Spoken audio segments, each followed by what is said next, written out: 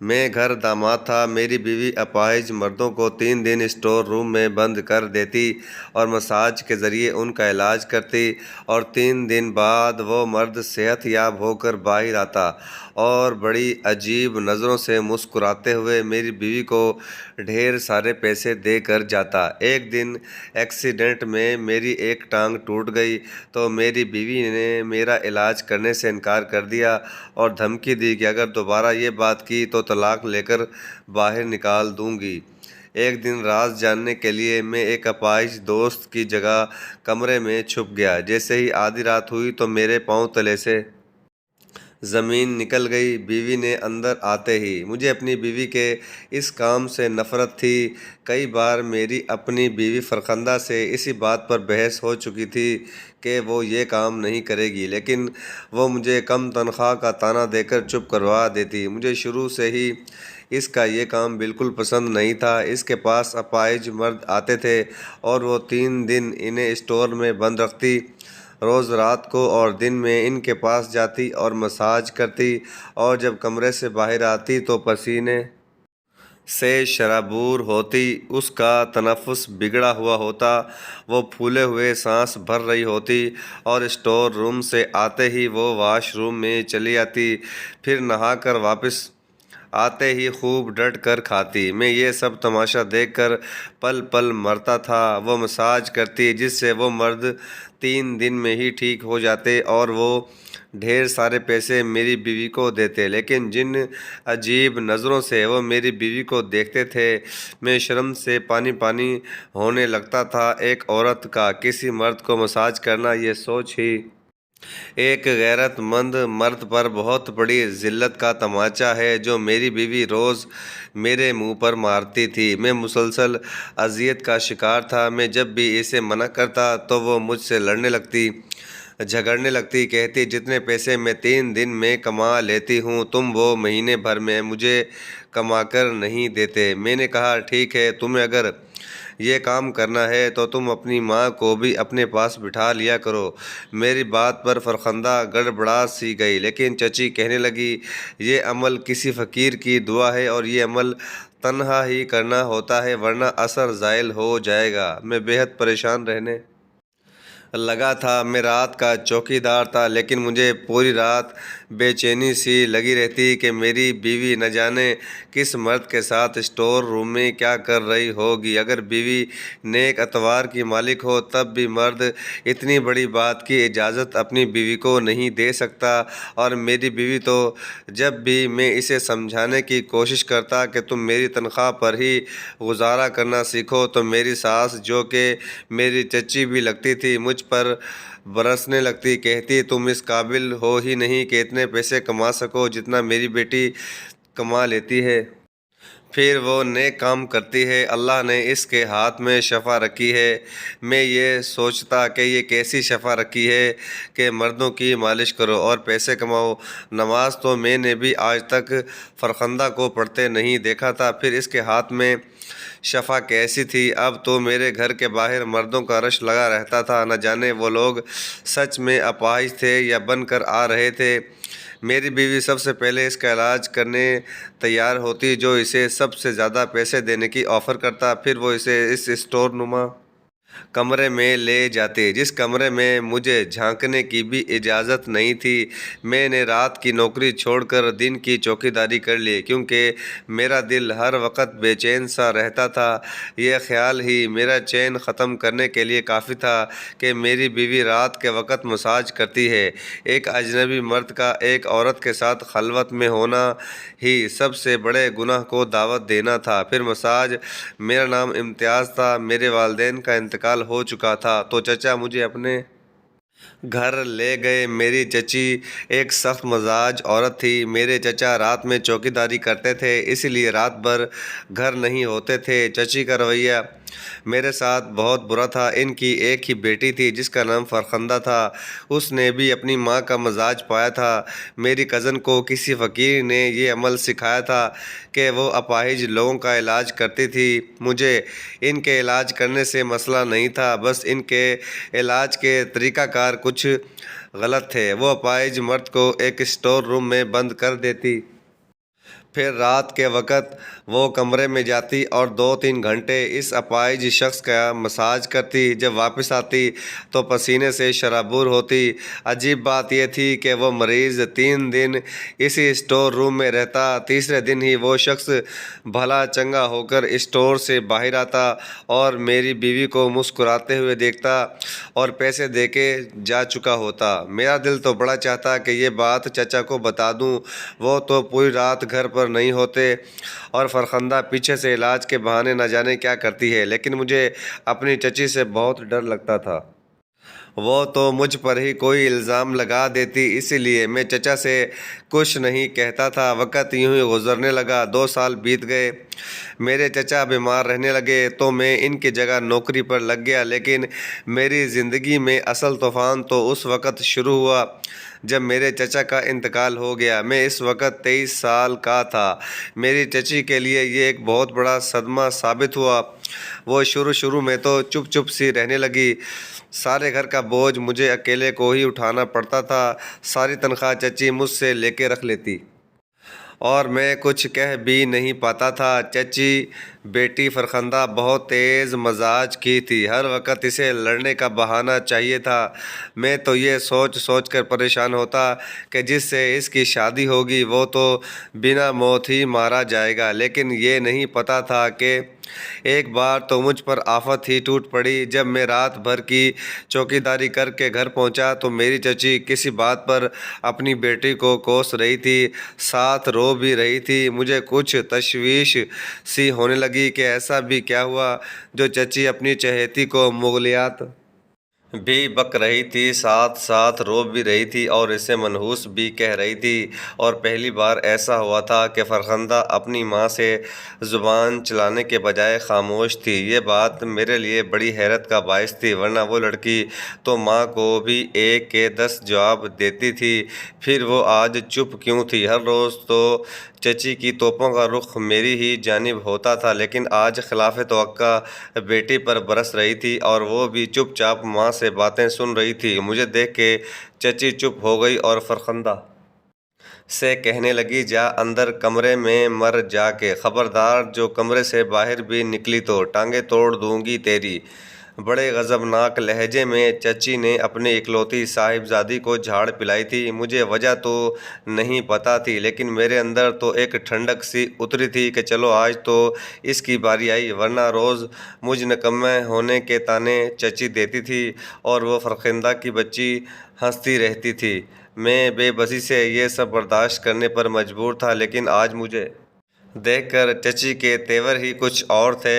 مجھے بڑے آرام سے کہا کہ جا امتیاز منہ دھو لے جا کے، میں تیرے لیے پراٹھا بناتی ہوں، تھکا ہوا آیا ہے، ڈٹ کے ناشتہ کر اور سو جا۔ میں نے تیرے کمرے کی صفائی بھی فرخندہ سے کروا دی ہے۔ چچی کا میٹھا لہجہ سن کر تو میں نے حیرت سے پوری آنکھیں پھیلا کر انہیں دیکھا تھا۔ آج سے پہلے تو کبھی مجھے ناشتہ تک نہیں پوچھا تھا اور آج پراٹھا بنا کر دے رہی ہیں۔ میں تو ان کی اس مہربانی کی وجہ بھی ٹھیک سے سمجھ نہیں پایا تھا، لیکن اس وقت بھوک لگی تھی، اس لیے میں نے 2 پراٹھے ڈٹ کے کھائے تھے۔ اس کے بعد ٹھنڈی لسی کا گلاس پی کے اپنے کمرے میں چلا گیا۔ میں بہت گہری نیند سویا تھا۔ جب شام کو اٹھ کر باہر آیا، چچی کے سب بھائی صحن میں ہی جمع تھے۔ مجھے دیکھ کر کہنے لگے، ادھر آؤ، تم سے ضروری بات کرنی ہے۔ میرا دل نہ جانے کیوں زور زور سے دھڑکنے لگا تھا۔ میری چھٹی ہنس مجھے آنے والی مصیبت کا اشارہ دے رہی تھی۔ ایسا میرے ساتھ اکثر ہوتا تھا کہ میری چھٹی ہنس مجھے آنے والی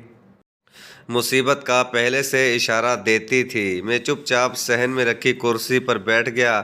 چچی کے بھائی کہنے لگے، دیکھو میاں، پہلے تو تمہارا چاچا زندہ تھا اسی لیے تم یہاں رہے، لیکن اب جوان جہان 2 عورتوں کے ساتھ تمہارا یہاں یوں رہنا مناسب نہیں ہے۔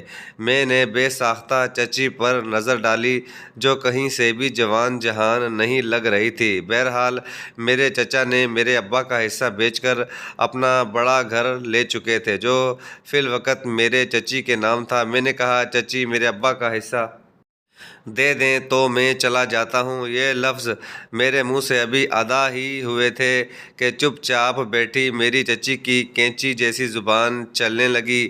کاہے کا حصہ؟ میاں اتنے سال تمہیں مفت کھلایا پلایا ہے، اگر اس کا حساب کرو تو ہمارا ہی بنتے ہیں تمہاری طرف۔ جس سخت اور بلند لہجے سے وہ بولی تھی، مجھے ہی چپ ہونا پڑا تھا۔ اس کے بعد اس کے بھائی کہنے لگے، حصہ تو تم لگا چکے ہو، اسی لیے اگر تمہیں یہاں رہنا ہے تو فرخندہ سے نکاح کرنا ہوگا، اس طرح تمہارے رہنے سے لوگ ہماری معصوم فرخندہ پر انگلیاں اٹھائیں گے۔ یہ سن کر تو میں اچنبھے میں آ گیا تھا۔ فرخندہ اور معصوم، میں نے جھٹ سے انکار کیا تھا، میں اس آفت کی پرکلا کے ساتھ زندگی نہیں گزار سکتا تھا۔ چچی کے بھائی نے کہا، تو پھر نکلو اس گھر سے۔ میرے ساتھ چچی نے بہت ہی بڑی چال چلی تھی، اگر گھر چھوڑ کر جاتا تو میرے باپ کی عمر بھر کی جمع پونجی اس گھر میں شامل تھی۔ میں کچھ دیر سوچتا رہا، میرے پاس فرخندہ کو اپنانے کے علاوہ دوسرا راستہ نہیں تھا۔ میں نے کافی دیر سوچنے کے بعد نکاح پر حامی بھر لی، لیکن مجھے یہ دھمکی بھی دی گئی تھی کہ اگر میں نے فرخندہ کو طلاق دی تو میں گھر سے بے دخل ہو جاؤں گا۔ ان کی ہی ساری شرطیں رکھی گئیں اور میرا نکاح فرخندہ سے ہو گیا۔ فرخندہ شادی کے دن تو چپ رہی، لیکن آہستہ آہستہ اس کی وہ چرب زبانی کی عادت پھر سے شروع ہو چکی تھی۔ آنے والے دن ہمارے جھگڑے شروع ہونے لگے۔ وہ کہتی، تمہاری تنخواہ سے میرا گزارا نہیں ہے۔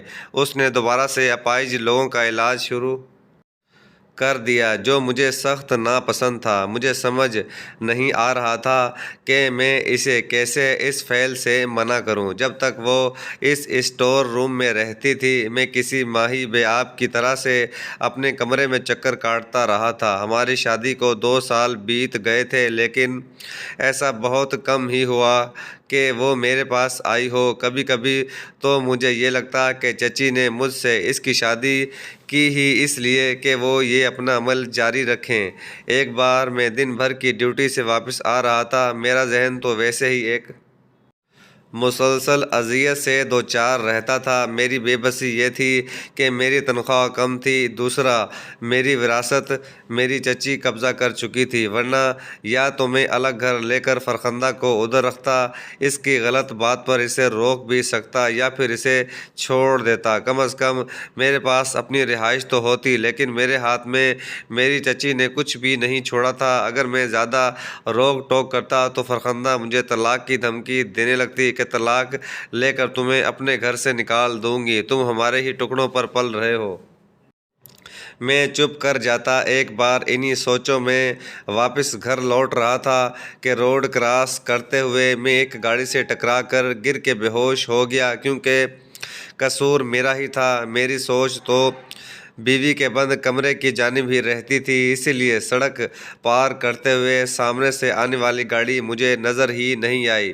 مجھے جب ہوش آیا تو میں ہاسپٹل میں تھا، میری ٹانگ پر پلسٹر چڑھا ہوا تھا، مجھے چند لوگ ہی گھر تک چھوڑ گئے تھے۔ مجھے اس حال میں دیکھ کر فرخندہ پریشان ہوئی تھی۔ پہل تو میرا بہت خیال بھی رکھتی رہی، لیکن چچی مجھ سے کہتی، تمہیں تو بہانہ چاہیے تھا گھر بیٹھنے کا۔ ارے میں کہتی ہوں، تم اندھے ہو گئے تھے کیا؟ اتنی بڑی گاڑی تمہیں نظر نہیں آئی؟ پہلی بار چچی کے سامنے فرخندہ بولی تھی۔ کہنے لگی، بس کر دے اماں، دیکھ نہیں رہی وہ کس حالت میں ہے؟ پہلی بار میں نے اپنی بیوی کو اپنے لیے فکر مند دیکھا تھا، وہ میرا خیال رکھ رہی تھی۔ چند دن بعد میرا پلسٹر تو اتر چکا تھا، لیکن میں ٹھیک سے چل نہیں پا رہا تھا۔ ایک دن میں نے فرخندہ سے کہا کہ میرے بھی پاؤں کا مساج کر دو تاکہ میں 3 دن میں ٹھیک ہو جاؤں۔ میری بات پر وہ گھبرا سی گئی تھی، کہنے لگی، میں دوسروں کا علاج کر کر کے اب تھک جاتی ہوں، تیرا مساج نہیں کر سکتی۔ مجھے یہ سن کر حیرت ہوئی تھی۔ میں نے کہا، کیوں؟ تم میرا مساج کیوں نہیں کر سکتی؟ غیروں کو شفا دے سکتی ہو تو مجھے کیوں نہیں؟ مجھ سے نظریں چراتے ہوئے کمرے سے باہر نکل گئی۔ میرا شک تو اب یقین میں بدلنے لگا تھا کہ وہ مساج کی آڑ میں کچھ غلط کام کرتی ہے۔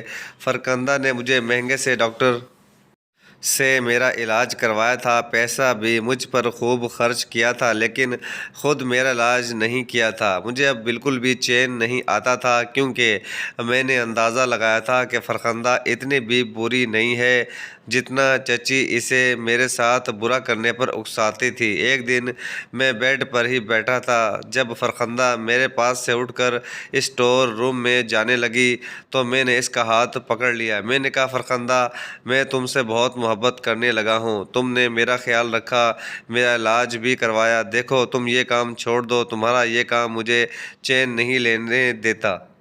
کچھ دیر تو وہ مجھے بس نظروں سے دیکھ رہی تھی۔ میں سمجھ نہیں پایا کہ مسئلہ کیا ہے۔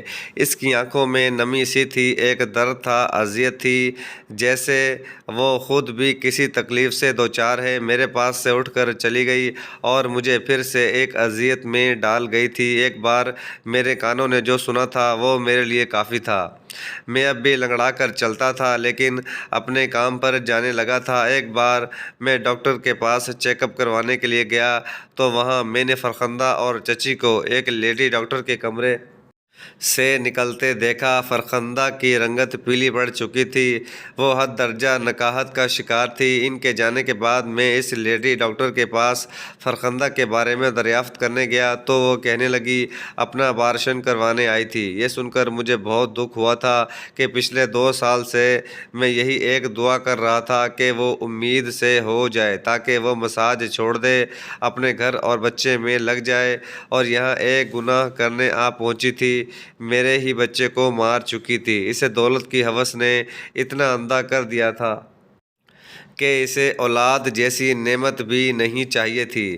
میں نے بھی خاموشی اختیار کر لی تھی، کیونکہ میں جانتا تھا کہ فرخندہ یہ کام نہیں چھوڑے گی جس کی خاطر اس نے ایک عورت ہوتے ہوئے اپنے بچے کا قتل تک کر دیا، وہ کبھی یہ کام نہیں چھوڑ سکتی۔ میں نے بھی خاموشی اختیار کر لی تھی، کیونکہ میں جانتا تھا کہ فرخندہ یہ کام نہیں چھوڑے گی، لیکن ایک بار جو میرے کانوں نے سنا وہ مجھے ایک نئی آزمائش میں ڈال گیا تھا۔ رات کے کسی پہر میری آنکھ باتوں کے شور سے کھلی تھی۔ میں اٹھ کر بیٹھ گیا۔ میں نے دیکھا کہ فرخندہ میرے پاس نہیں تھی۔ میں اٹھ کر کمرے سے باہر آیا تو وہ اپنی ماں کے کمرے میں تھی۔ اس کی لڑنے کی آوازیں آ رہی تھی۔ جو بات وہ اپنی ماں سے کر رہی تھی مجھے اپنے کانوں پر یقین نہیں آ رہا تھا۔ میں واپس اپنے کمرے میں آ گیا۔ اگلے روز میں نے اپنے دوست سے مدد مانگی، کیونکہ سچائی کچھ اور تھی۔ جو میں سوچ رہا تھا وہ میں اب تک سمجھ رہا تھا وہ شاید غلط تھا۔ مجھے اب حقیقت کا پتہ لگانا تھا جو فرخندہ مجھے بتانے کو تیار نہیں تھی، اور جو باتیں میں اس رات سنی تھی وہ بہت الجھی سی تھی، لیکن کہیں کچھ تو گڑبڑ تھی۔ پہلے تو وہ میری بات سن کر پریشان ہو گیا، کہنے لگا مجھے سمجھ نہیں آ رہی، بات تمہاری بیوی کی ہے جو میری بھابھی لگتی ہے، میں کیسے اس کے ساتھ؟ وہ کچھ تذبذب کا شکار ہونے لگا۔ میں نے کہا رات کو تمہاری جگہ میں وہاں جاؤں گا، بس مجھے سچائی جاننی ہے۔ وہ تھوڑی سی کوشش کے بعد میری بات ماننے پر تیار ہو گیا۔ پھر وہ میرے گھر ایک اپائج بن کر آیا تھا اور میرے اسٹور میں بند تھا۔ میں رات کو اس اسٹور میں چلا گیا اور فرخندہ کو کہا کہ رات کی ڈیوٹی پر جا رہا ہوں۔ میں نے اسٹور میں جا کر اپنے دوست کو باہر نکال دیا اور کہا کہ وہ گھر سے باہر چلا جائے، اور خود میں اسٹور میں بچھی چارپائی پر لیٹ گیا اور لحاف منہ تک تان لیا۔ کچھ ہی دیر بعد فرخندہ اسٹور میں آئی تھی۔ اسٹور کی لائٹ جلائی۔ میرا دل بہت زور سے دھڑکا تھا۔ پھر مجھ سے کہنے لگی صاحب لائٹ جلی رہنے دوں کہ بند کر دوں؟ میں نے کہا بند کر دو۔ یہ بات میں نے اپنی آواز بدل کر کہی تھی۔ اس نے اسٹور کی لائٹ بجھا دی اور میری چارپائی پر آ کر لیٹ گئی۔ میں یوں تھا کہ کوئی بے جان وجود۔ مجھے میرے سارے سوالوں کے جواب مل گئے تھے۔ یہ آشنائی اس اذیت سے زیادہ تھی جو میں پچھلے 2 سال سے سہ رہا تھا۔ میری آنکھوں سے آنسو بہنے لگے۔ مجھے ایک چھوٹی سی امید تھی کہ شاید وہ واقعی ہی مساج کر کے علاج کرتی ہوگی، یا شاید میں شادی کے بعد فرخندہ سے محبت کرنے لگا تھا۔ وہ زبان کی تیز تھی، لیکن مجھے کبھی بھی بد کردار نہیں لگی تھی۔ شاید اس لیے میں خود ایک جھوٹی تسلی دیتے ہوئے تھا۔ روز میرے ذہن میں ایسے ہی خیالات آتے تھے جو میری جان نکالتے تھے، اور میں روز خود کو ایک جھوٹی تسلی دے کر بہلاتا تھا، لیکن آج تو وہ خود جھوٹی تسلی بھی دم توڑ چکی تھی۔ میں اٹھ کر بیٹھ گیا اور چارپائی سے بھی کھڑا ہو گیا۔ میں نے اسٹور کی لائٹ جلا دی۔ مجھے دیکھ کر فرخندہ کے ہوش اڑ گئے تھے۔ وہ مجھے بڑی بے یقینی سے دیکھ رہی تھی۔ میں اس کے پاس جا کر بیٹھا تو وہ مجھ سے نظریں چرانے لگی۔ میں نے کہا، تو یہ علاج کرتی ہو تم، یہ شفا ہے تمہارے ہاتھ میں، تمہیں شرم نہیں آئی فرخندہ اتنا؟ کبھی گناہ کرتے ہوئے؟ جانتی ہو زناکاری کے بارے میں ہمارا دین کیا کہتا ہے؟ شادی شدہ مرد اور عورت زنا کریں تو دونوں کو سنسار کر دو، یہ اللہ کی طرف سے سزا ہے۔ زانی ایمان کی حالت میں زنا نہیں کرتا، یعنی جب وہ زنا کرتا ہے تو ایمان سے خالی ہو جاتا ہے۔ رسول کریم صلی اللہ علیہ وسلم سے بڑے گناہوں کے بارے میں پوچھا گیا تو آپ صلی اللہ علیہ وسلم نے فرمایا، ہمسائے کی بیوی سے زنا کرنا۔ تم بتاؤ میں تمہارے ساتھ کیا سلوک کروں؟ تم نے تو اس گناہ کی خاطر میرے بچے تک کو مار ڈالا۔ میرے آنسو بہنے لگے تھے۔ کہتے ہیں مرد میں ضبط عورت سے زیادہ ہوتا ہے۔ وہ بڑی سے بڑی مشکل پر بھی روتا نہیں ہے، لیکن جس اذیت سے میں گزر رہا تھا اور میں رو رہا تھا، رو تو وہ بھی رہی تھی۔ مجھے یاد آنے لگا اس رات وہ چچی سے اسی بات پر لڑ رہی تھی کہ وہ مجھے اور دھوکہ نہیں دے سکتی کیونکہ وہ مجھ سے محبت کرنے لگی ہے، گناہ نہیں کرے گی، لیکن چچی اسے کہہ رہی تھی، بکو مت، وہ تمہیں چھوڑ کر کہیں نہیں جائے گا۔ جو کام تم کر رہی ہو وہ کوئی گناہ نہیں ہے، پیسے کمانے کا ذریعہ ہے۔ فرخندہ کہنے لگی، میری ماں کا لالچی پیٹ بھرتے بھرتے میں تھک چکی ہوں امتیاز، لیکن اس کا پیٹ ہے کہ بھرتا ہی نہیں ہے۔ ابا رات کو چوکیداری کی نوکری کرتے تھے اور اماں غیر مردوں کو بلا لیا کرتی تھی۔ مجھے ایک الگ کمرے میں سلا دیتی تھی اور خود کو گناہوں کی نظر کر دیتی تھی۔ اس وقت میں چھوٹی تھی، اس لیے اماں کے ہر عمل سے ناواقف تھی، لیکن جب میں کچھ سمجھدار ہوئی تو اماں کو کہنے لگی کہ وہ اپنے عمل سے باز آ جائے ورنہ میں ابا سے کہہ دوں گی، لیکن میری اس بات پر میری ماں نے مجھے مار مار کر زخمی کر دیا۔ پھر تم ہمارے گھر رہنے لگے تو اماں کا یہ کام بند ہونے کو آ گیا کیونکہ تم گھر پر رہتے تھے۔ میری زبان اب اماں پر اسی وجہ سے دراز ہوئی تھی کہ وہ غلط کام کرتی تھی۔ میں اس سے اسی بات پر لڑنے لگی تھی، لیکن میری ماں نے اب یہ کہا کہ مجھے ایک فقیر کی دعا سے مشہور کر دیا کہ میں اپائج مردوں کا علاج کر سکتی ہوں۔ کیونکہ میں جوان ہو چکی تھی، خوبصورت بھی تھی، اسی لیے میرے پیسے میری ماں کے گاہک زیادہ ہونے کو تیار تھے، لیکن میں نے اماں کو صاف انکار کر دیا۔ لیکن میری ماں مجھے زبردستی اسٹور میں غیر مردوں کے ساتھ بند کر دیتی کیونکہ اسے اس کام کے پیسے بہت زیادہ ملتے تھے۔ ابا کی ناگہانی موت کے بعد تم ابا کی جگہ کام کرنے لگے۔ ایک رات میں گھر سے بھاگ گئی کیونکہ مجھے اس کام سے نفرت تھی، لیکن اماں کے ایک گاہک نے مجھے دیکھ لیا تو واپس لے آیا۔ اماں نے اس دن مجھے بہت مارا، کہنے لگی، میں تیرا پکا انتظام کرتی ہوں، اسی لیے میرا تم سے نکاح کروا دیا کیونکہ تم مجھے کبھی بھی اس گھر سے باہر نہیں لے کے جا سکتے تھے کیونکہ تمہاری کمائی اتنی نہیں تھی۔ جسے میں نے چند دن پہلے ضائع کیا وہ تمہارا بچہ نہیں تھا، ایک گناہ کی پیداوار تھی۔ میں تمہارے سامنے ہوں امتیاز، جو چاہے سزا دو کیونکہ وہ سزا اس سزا سے زیادہ اذیت ناک نہیں ہوگی جو میں ہر رات سہتی ہوں۔ وہ ہچکیوں کے ساتھ روتے ہوئے مجھ سے کہہ رہی تھی۔ میں نے کہا، کاش تم نے یہ بات مجھے پہلے کہہ دی ہوتی۔ وہ کہنے لگی، میری ماں تمہارے ہاتھ پاؤں پہلے ہی کاٹ چکی تھی، تمہارے ورثے پر ناگن بن کر بیٹھ چکی تھی، تم کیا کر لیتے؟ میں نے اسے کوئی جواب نہیں دیا۔ اگلے روز چچی کو پولیس کے حوالے کر دیا۔ میں نے فرخندہ کو نہیں چھوڑا کیونکہ مجھے وہ کہیں سے گنہگار نہیں لگ رہی تھی۔